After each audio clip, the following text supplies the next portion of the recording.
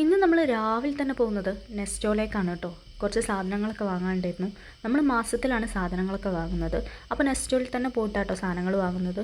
മുട്ടിൽ നിന്ന് നമുക്ക് നെസ്റ്റോയിലേക്ക് പോകാനാണ് എളുപ്പം. അപ്പോൾ ഇവിടെ പോയിട്ട് മാസത്തേക്കുള്ള സാധനങ്ങൾ വാങ്ങുക ചെയ്യുക. അങ്ങനെ തന്നെ നമ്മൾ നെസ്റ്റോയിലേക്ക് എത്തി.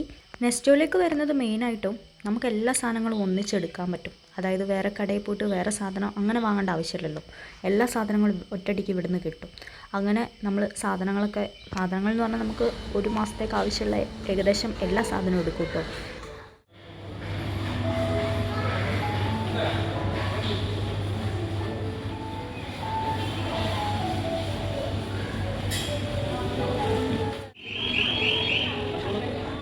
ഉപ്പ് മുതൽ കർപ്പൂരം വരെ എന്ന് പറഞ്ഞതുപോലെ ഏകദേശം എല്ലാ ഐറ്റംസും നമ്മൾ എടുത്തു. പച്ചക്കറിയും ഫ്രൂട്ട്സും അങ്ങനെ ഒട്ടുമിക്ക എല്ലാ സാധനങ്ങളും നമ്മൾ എടുക്കുമ്പോൾ നമുക്ക് ഒരു കുഴപ്പമില്ലല്ലോ. എടുത്ത് ട്രോളിയിലേക്ക് ഇട്ടാൽ മതി. ഇനി നമുക്ക് സെക്കൻഡ് ഫ്ലോറിലേക്ക് പോകണം. അവിടെ നിന്ന് ലിക്വിഡ്, വാഷിംഗ് പൗഡർ അങ്ങനെ കുറച്ച് ഐറ്റംസ് ഒക്കെ എടുക്കാനുണ്ട്. സെക്കൻഡ് ഫ്ലോറിൽ പോയപ്പോൾ തന്നെ ക്ലോത്ത് സെക്ഷൻസ് ആണ് കാണുന്നത്. അത് ഞാൻ ഫസ്റ്റ് ടൈമാണ് കാണുന്നത്. ഇതിന് മുന്നേ കണ്ടിട്ടില്ല കേട്ടോ, ഇപ്പോൾ വന്നതാണ്.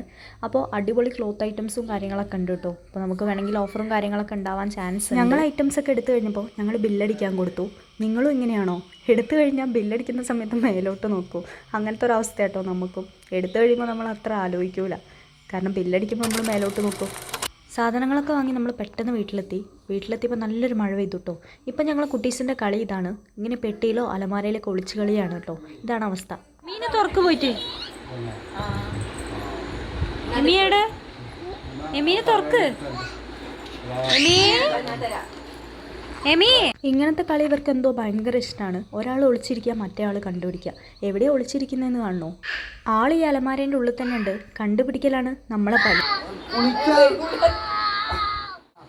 എങ്ങോട്ട് വേണം?